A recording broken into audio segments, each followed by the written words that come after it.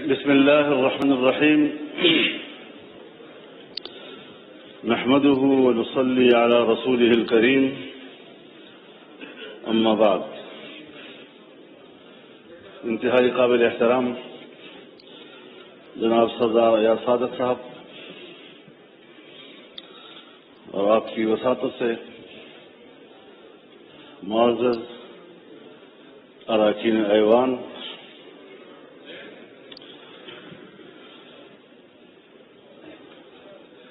حلف برداری کے بعد میں پہلی مرتبہ ایوان میں حاضر ہو رہا ہوں اور یہ بھی ارادہ ہے کہ کچھ معروضات آپ کی خدمت میں پیش کر سکوں۔ مجھ سے پہلے جناب اسد قیصر صاحب جو بات کر رہے تھے، ان کا جو مطالبہ تھا میرے خیال میں ان کا مطالبہ صحیح تھا اور جلسہ کرنا ان کا حق ہے اور میں ان کے اس مطالبے کی حمایت کرتا ہوں۔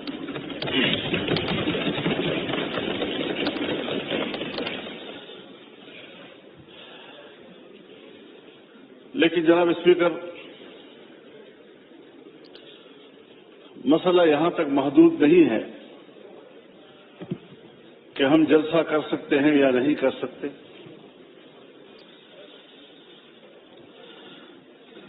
اس بات پر سنجیدگی سے غور کیا جائے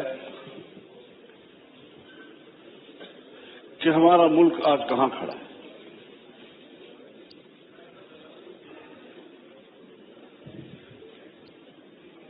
ہم نے یہ ملک جس جمہوری انداز کے ساتھ برصغیر کے مسلمانوں کی تائید سے حاصل کیا، ان کی قربانیوں سے حاصل کیا،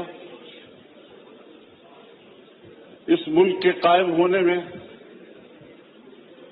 نہ بیوروکریسی کا کوئی کردار ہے اور نہ ہی اسٹیبلشمنٹ کا کوئی کردار۔ لیکن اس بات کو سوچا جائے کہ آج عوام کہاں کھڑے ہیں اور اسٹیبلشمنٹ کہاں کھڑی ہے۔ کیا وجہ ہے کہ مسلسل ایوان پر سوال اٹھایا جا رہا ہے، ہماری عوامی نمائندگی پر سوال اٹھائے جا رہے ہیں؟ کیا یہ عوام کے نمائندہ پارلیمنٹ ہے یا یہ اسٹیبلشمنٹ کا ترتیب دیا ہوا پارلیمنٹ ہے؟ اس سے کب نکلنا ہے ہم نے، یا مزید دھستے چلے جانا ہے؟ یہ ملک جس میں حکومت محلاتی سازشوں کی بنیاد پر بنتی تھی اور ٹوٹتی تھی، بیوروکریٹس فیصلہ کرتے تھے آج وزیر اعظم کون ہے تو کل وزیر اعظم کون ہے۔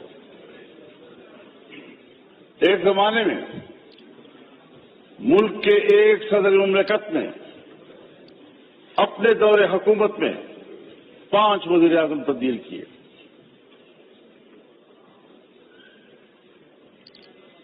بڑی مشکل کے ساتھ، عوام کی جدوجہد کے ساتھ اس ملک میں عام آدمی کو ووٹ کا حق ملا۔ پارلیمانی طرز حکومت پر اتفاق ہوا، الیکشن ہو گئے سن 1970 میں، جسے آج ہم بطور مثال پیش کرتے ہیں۔ لیکن انتخابات کو بطور مثال پیش کرنے کے بعد کیا اس کے نتائج پر بھی ہماری نظر ہے؟ جس کے نتیجے میں ملک 2 لفظ ہو گیا، ہم پارا پارا ہو گئے۔ قائد اعظم نے جو قوم کو موٹو دیا تھا، اتحاد، تنظیم اور یقین محکم، وہ کہاں رہا؟ قائد اعظم کا پاکستان کہاں ہے آج؟ شاید تاریخ اس کے حقائق سے پردہ اٹھائے گا. تاریخ معاف نہیں کرتی کسی کو. تھوپا گیا سیاستدانوں پر اور کردار جنرل آغا یحییٰ خان تھا. حکومت کو چلنے ہی نہیں دیا گیا. پھر ماشاء اللہ پھر ہم کچھ سمجھے تو پھر ماشاء اللہ سوچنا یہ ہے کہ اسٹیبلشمنٹ ہمیں جو نتائج مرتب کر کے دے، جن کو یہاں پر بیٹھنے کے لیے فہرست پہ نام شامل کرے، اس پر کب تک آپ سمجھوتے کرتے رہیں گے؟ کب تک ہم یہ سوچتے رہیں گے، بھیک مانگتے رہیں گے ان کے دروازوں پر بیٹھ کر؟ اور جو الیکشن ہوئے ہیں، ہمیں تو 2018 کے الیکشن پر بھی اعتراض تھا، آپ کو بھی اعتراض تھا، پیپلز پارٹی کو بھی اعتراض تھا، مسلم لیگ نون کو بھی اعتراض تھا، میرے بزرگ بیٹھے ہیں ان کو بھی اعتراض تھا. اس وقت بھی تو مینڈیٹ تقریباً وہی ہے، کچھ تھوڑا آگے پیچھے. اسی مینڈیٹ کے ساتھ اس وقت دھاندلی کیوں تھی اور اسی مینڈیٹ کے ساتھ آج دھاندلی کیوں نہیں؟ حضرت مجھے شرم آتی ہے، شاید میں کچھ اپنی گفتگو میں ایسی باتیں کہوں جو آپ سمجھیں گے کہ میں تجاوز کر رہا ہوں، لیکن سیاسی آدمی اسے بات کرنی ہوتی ہے. سیاستدان معلومات کی بنیاد پر بات کرتا ہے. پبلک میں بات کرے، پارلیمنٹ میں بات کرے. خدا کرے یہ خبر غلط ہو، لیکن ہماری معلومات یہ ہیں کہ اس بار تو باقاعدہ اسمبلیاں بیچی گئی ہیں اور اسمبلیاں خریدی گئی ہیں. کون ان اسمبلیوں کو اور ان ایوانوں کو عوام کا نمائندہ پارلیمنٹ کہے گا؟ کس طرح ہمارا ضمیر مطمئن ہے یہاں پر بیٹھنے میں؟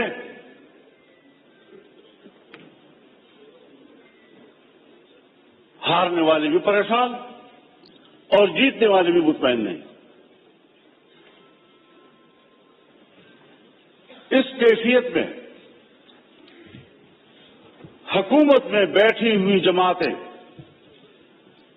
جو ہمارے لیے محترم بھی ہیں، ہمارے ہم سفر رہے ہیں، ہم ان کے اس جدوجہد کی قدر کرتے ہیں، لیکن انہی کی جماعتوں کے اندر ان کے سینئر لوگ مجبور ہیں کہ وہ اپنی ہی مینڈیٹ کو مسترد کر رہے ہیں، اس پر اعتراضات اٹھا رہے ہیں. صرف اپوزیشن کی بات نہیں ہے، ہم دیکھ بھی رہے ہیں، ہم سن بھی رہے ہیں. تو جمہوریت آج کہاں کھڑی ہے؟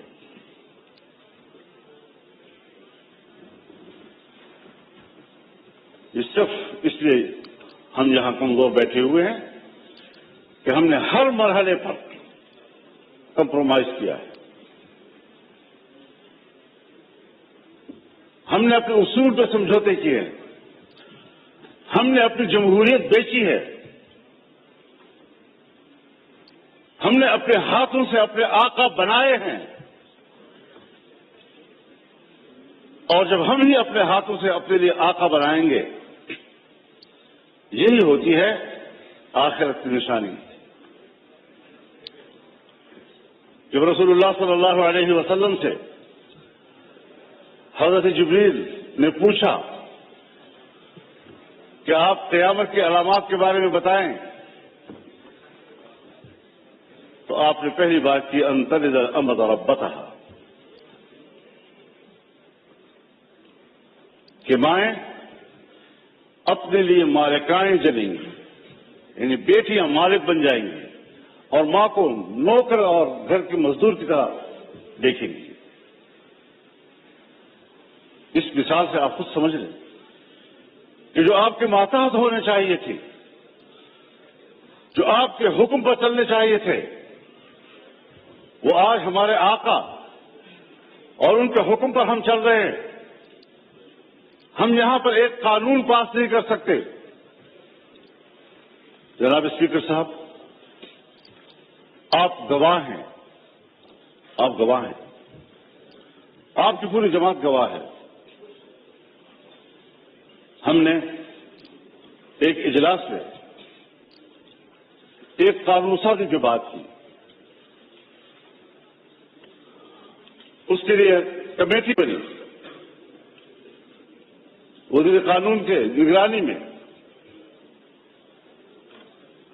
میاں شہباز شریف صاحب نگرانی کر رہے تھے۔ اوپر سے ہمارا اتفاق ہوا، دینی مدارس ان کے وفاق حکومت کے درمیان اس مسودے پر اتفاق ہو گیا۔ اتفاق رائے کے باوجود اسمبلی میں نہیں آ رہا، اس لیے کہ اجازت نہیں۔ کرتے کرتے بالآخر اسمبلی میں آیا وہ، اور آیا تو خواندگی کے دوران روک دیا گیا اور پاس نہیں ہونے دیا۔ ہم پارلیمنٹ ہیں، ہم نے اس پہ اتفاق رائے کیا، اسمبلی تک میں لے آئے، پیش ہو گیا، پہلی خواندگی ہو گئی اور بالآخر اس کو ڈراپ کرنا پڑا۔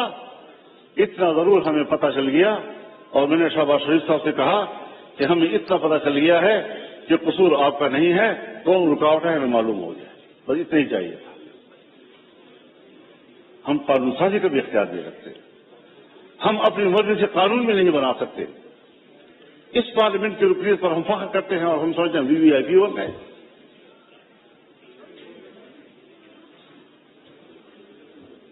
آج ذرا موازنہ تو کیجیے جناب اسپیکر، ہندوستان اور ہم ایک ہی دن میں آزاد ہوئے۔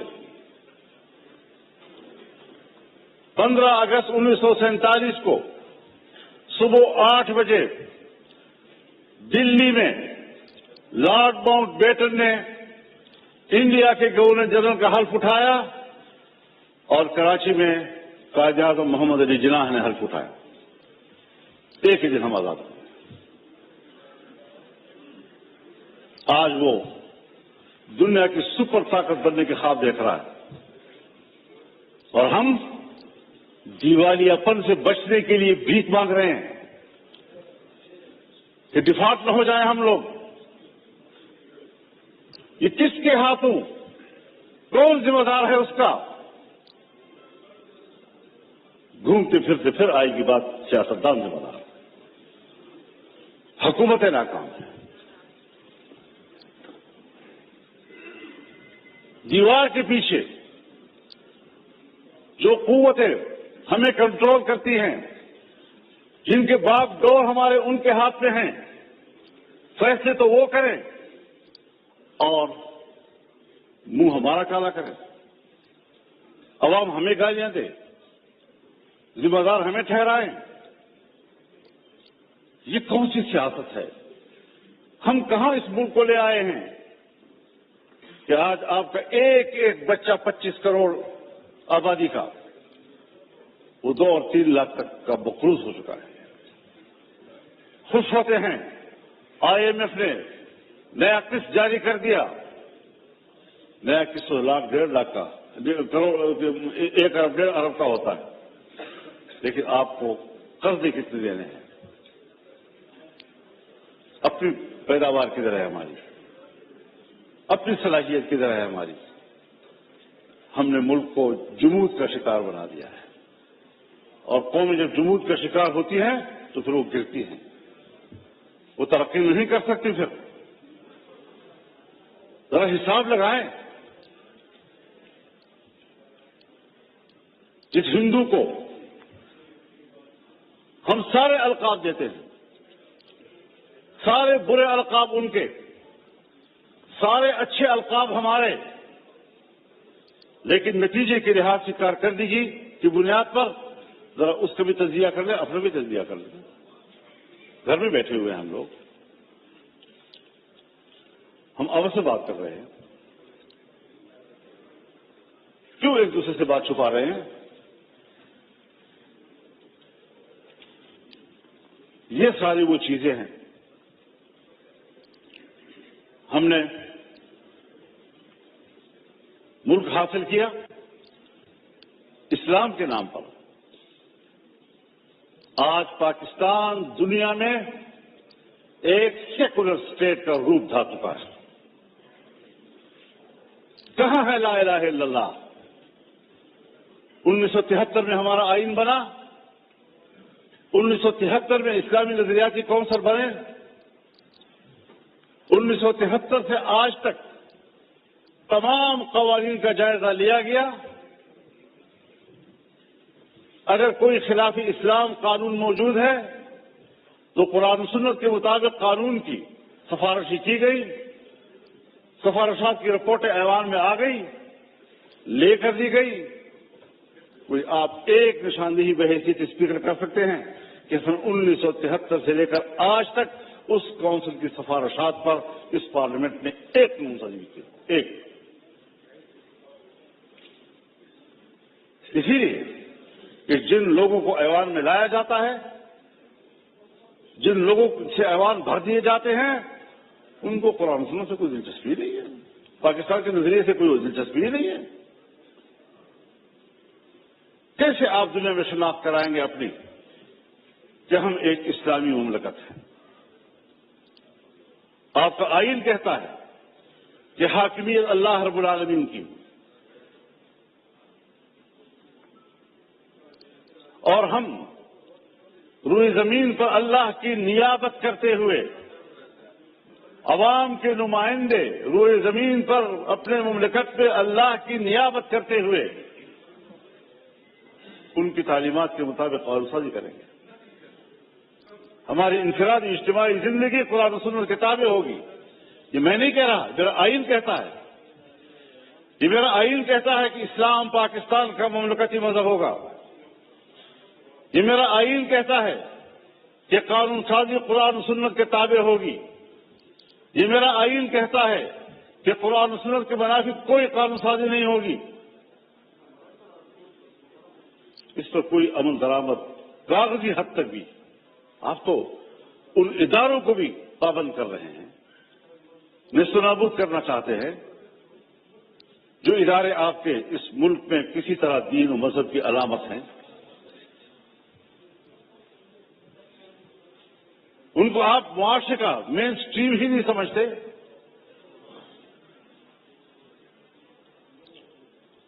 تو جس نظریے پر ملک قائم ہوا تھا 75 سال میں، اس کا بھی ذرا حساب لگا لیں آپ کہاں کھڑے ہیں. اور ممکن ہے بہت سے لوگ سمجھیں کہ مذہب نہیں ہے تو کوئی چیز نہیں، کوئی مسئلہ ہی نہیں ہے. لیکن بہت سے لوگ ہیں جو جمہوریت کی بات تو کرتے ہیں، مذہب کی بات بھلا نہ کریں، جمہوریت کی بات تو کرتے ہیں. تو ہم سب مل کر سوچیں ذرا کہ جمہوریت کدھر ہے ہماری.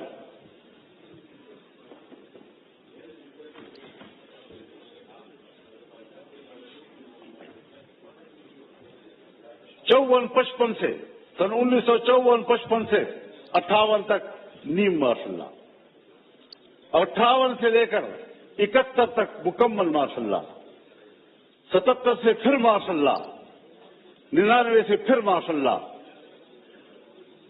اور ہم کمپرومائز کرتے رہے. یہاں اسی ایوان میں ہم نے قانون سازی کرنا چاہیے.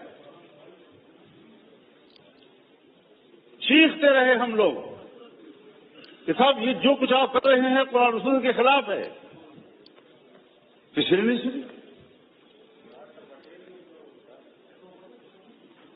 تو جمہوریت کہاں ہے آپ کی؟ الیکشن آپ کے ڈھونگ، اسمبلیوں کی کوئی قدر و قیمت نہیں. اسمبلی میں آنے والا اپنے آپ کو معزز سمجھتا ہے، عوام کا نمائندہ ہے. آپ کے کاغذات میں اس کا جو پروٹوکول ہے وہ وی وی آئی پی کا ہے، اس سے براعت ہوتے ہیں. لیکن کیا ہمارا ضمیر بھی مطمئن ہے اس بات پر؟ اس تک نفس تک اپنے ضمیر سے پوچھ لو گا، کیا واقعی ہم مطمئن ہیں ان نتائج سے؟ اور جناب اساتذہ صاحب، کیا واقعی آپ لاہور کے نتائج سے مطمئن ہیں؟ اللہ آپ کو مطمئن رکھے جی، اللہ آپ کو مطمئن رکھے. لیکن ہر چند کے ہے نہیں ہے.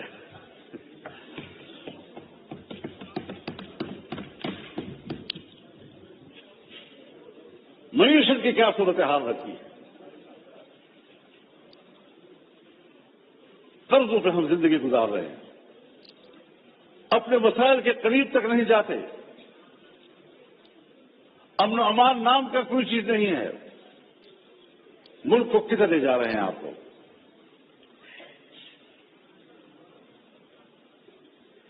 آپ آئیں ذرا لاہور سے ذرا سفر کریں اور آئیں ذرا.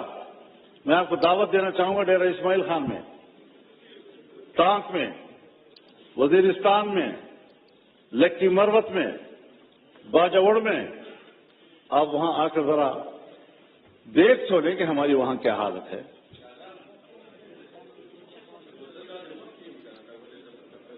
ہمیں تو الیکشن میں نکلنے نہیں دیا گیا.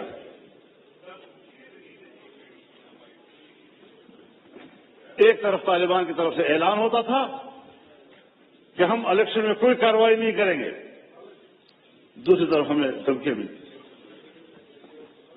پھر ادھر سے ہمیں چٹھیاں ملتی تھی کہ آپ تھریٹ لیٹر آ جاتے تھے کہ آپ لے جائیں گے. پبلک سے رابطہ ہی نہیں کرنے دے رہے تھے. اور جو ہی الیکشن گزرا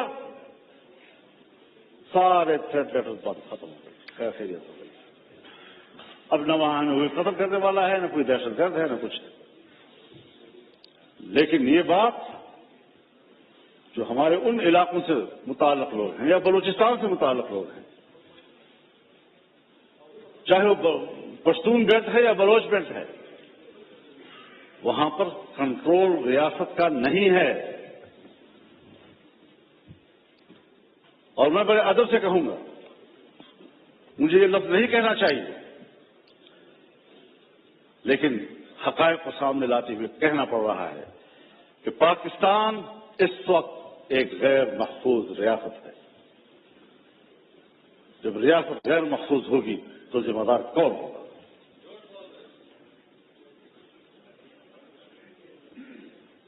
دہشت گردی کے خلاف لڑنے کی پالیسی بنائی جنرل مشرف صاحب کے دور میں. جو امریکہ نے کہا وہ ہم پہ مسلط کر دیا گیا،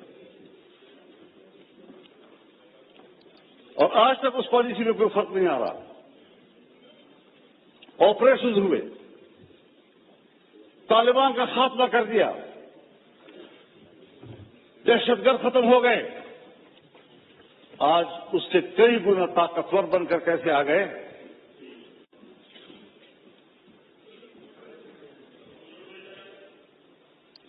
ذرا مجھے بھی دکھا دے بیٹا.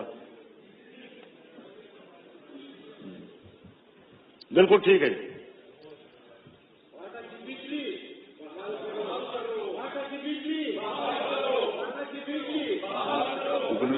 جی مولانا صاحب، جی مولانا صاحب، بس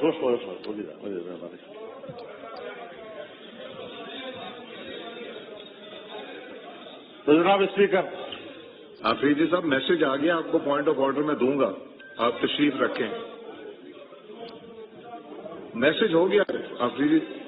आफरीदी साहब मैसेज हो गया, आपकी जमात ने नाम नहीं लिखा था, मैंने आपका नाम लिखा है और ये इम्पोर्टेंट इशू है, मैं इसको टेक अप करूंगा। अभी मैं एमक्यूएम के दोस्त को दूंगा, फिर आपको दूंगा। जी मौलाना साहब। हाँ सलाह।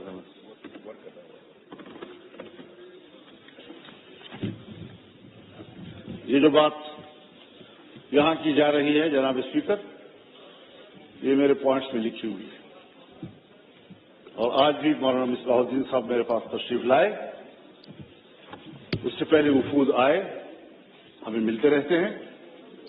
यकीन जानिए उनकी जिंदगी जानवरों से भी बदतर गुजर रही है, न जिंदगी महफूज है, न उनको रोजगार मिल रहा है, बिजली भी नहीं है। कैसे वो जिंदगी गुजार रहे हैं आप अंदाजा नहीं लगा सकते उनका। मेरे भी मौका देना चाहिए। मौलाना मिसबाहुद्दीन साहब को फिर आप मौका देंगे। तो सूरत हाल आज ये है कि अमन अमान किधर है आपका। मगरिब के बाद आपके थाने बंद हो जाते हैं,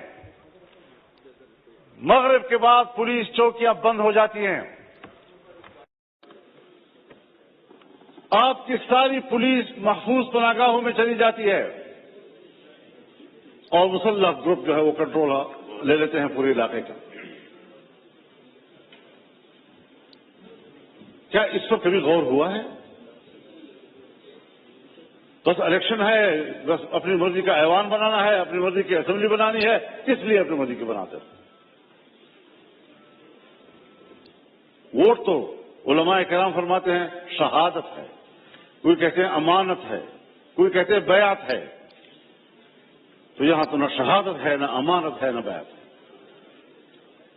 बैत मेरे नाम पर करते हैं, बक्सा खुलता है तो किसी और के नाम पर बैत दिलाते हैं। अमानत आपके हवाले करते हैं, बक्सा खुलता है तो उसे अमानत नाम की कोई चीज तो खयानत ही खयानत होता है। शहादत में सदाकत होती है, जब बक्सा खुलता है तो सदाकत का नाम निशान नहीं होता, शहादत मरी पड़ी होती है। इस सारी सूरत हाल में हमें जरा बताए कहां हम खड़े हैं। बाजवा साहब फरमाया करते थे कि हमने बाढ़ लगा लिया है और अब कोई अफगानिस्तान न जा सकेगा न आ सकेगा। वो बाढ़ किधर है? उस बाढ़ पर जो अरबों रुपए खर्च हुए वो किधर हैं? कोई पूछ सकता है उनसे? और 30-40 हजार नौजवान यहां से कैसे गए उधर? 20 साल वहां लड़े, बाढ़ भी लग गया था, फिर वो उससे बढ़कर ताकतवर बनकर कैसे वापस आए? अफगानिस्तान से आप जरूर गिला करें कि हमने जिनको पकड़ा है, जिनको मारा है, उसमें अफगानी नेशनल भी हैं। बिल्कुल गिला करें आप उनसे कि उनकी सरजमीन से कैसे लोग इधर आए। उनसे कोताही हुई कि उन्होंने अपने सरहद पर उनको कंट्रोल नहीं किया। लेकिन आप भी तो सरहद पर बैठे हैं, आप क्यों नहीं रोक सके उनको? कैसे मुझ तक रसाई के उन पर हमला कर दिया?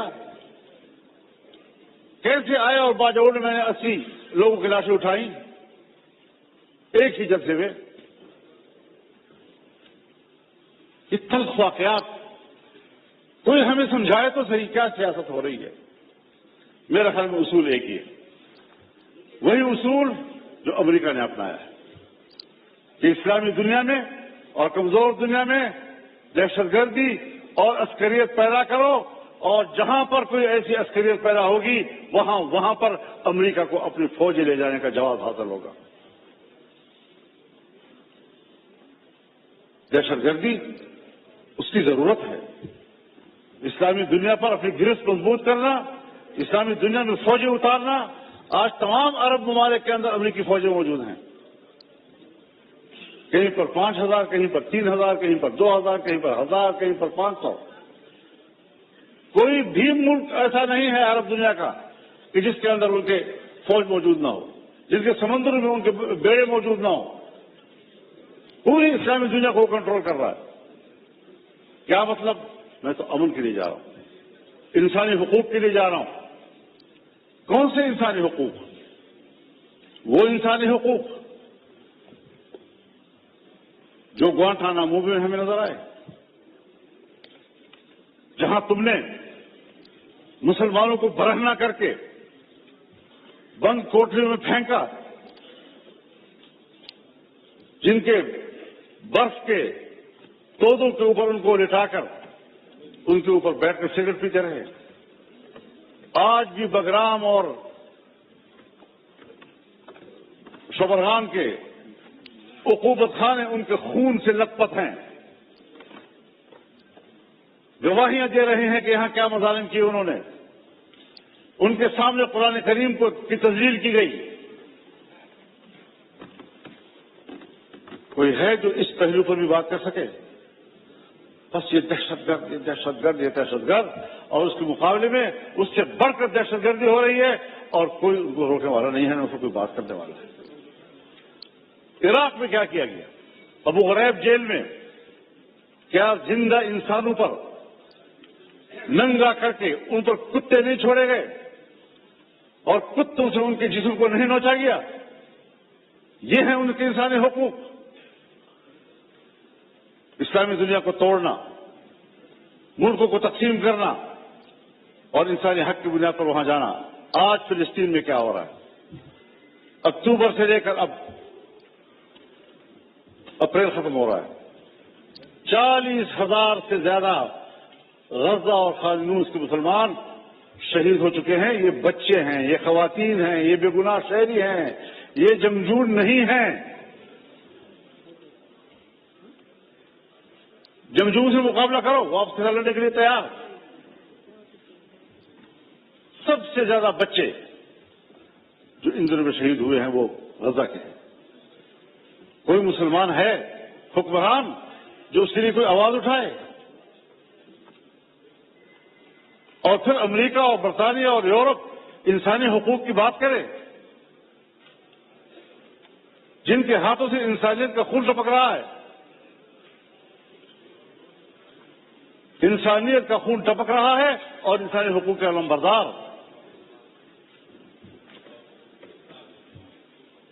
میں کس کے ہاتھ سے اپنا لہو تلاش کروں؟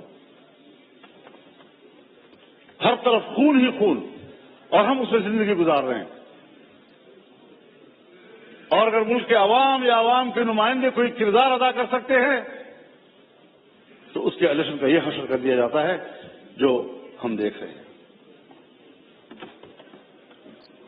تو ذرا اس حوالے سے ہمیں اپنی تاریخ کو بھی دیکھنا چاہیے، ہمیں آنے والا مستقبل ٹھیک کر لینا چاہیے۔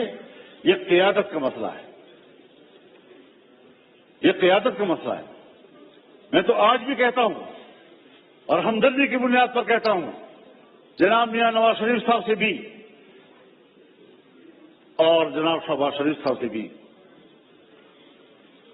اور اپنے برخوردار بلاول زرداری صاحب سے بھی کہ عوام کے لوگ ہو، چلو اکٹھے عوام میں جاتے ہیں، چھوڑو اس اقتدار کو، آئیں ادھر بیٹھیں، اور اگر واقعی larger group P T I ہے دے دو ان کو حکومت۔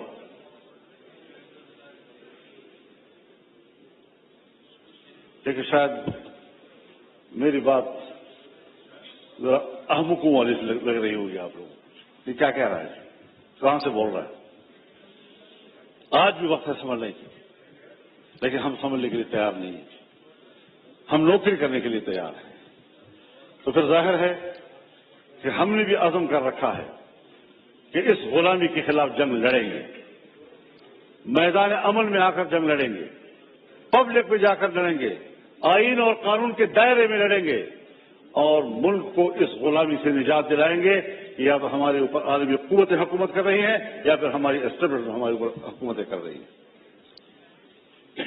یہ نظام ہمیں قبول نہیں ہے، اور ہماری پوزیشن اس حوالے سے بالکل واضح ہے۔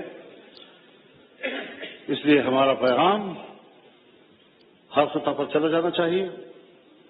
ہم نے جانا ہے انشاءاللہ 2 مئی کو کراچی میں ملین مارچ ہوگا انشاءاللہ، 9 مئی کو پشاور میں انشاءاللہ ملین مارچ ہوگا، اور اگر کسی نے روکنے کی کوشش کی تو وہ سوائے اس کے کہ اپنے لیے مصیبت کو دعوت دے گا اور کوئی نتیجہ اس کا نہیں نکلے گا. وہ عوام کی اس سیلاب کا راستہ نہیں روک سکیں گے اور انشاءاللہ العزیز یہ جدوجہد جاری رہے گی. اور امید رکھنی چاہیے کہ اس آپ بھی ہمارے ساتھ ہوں. صحیح ہے.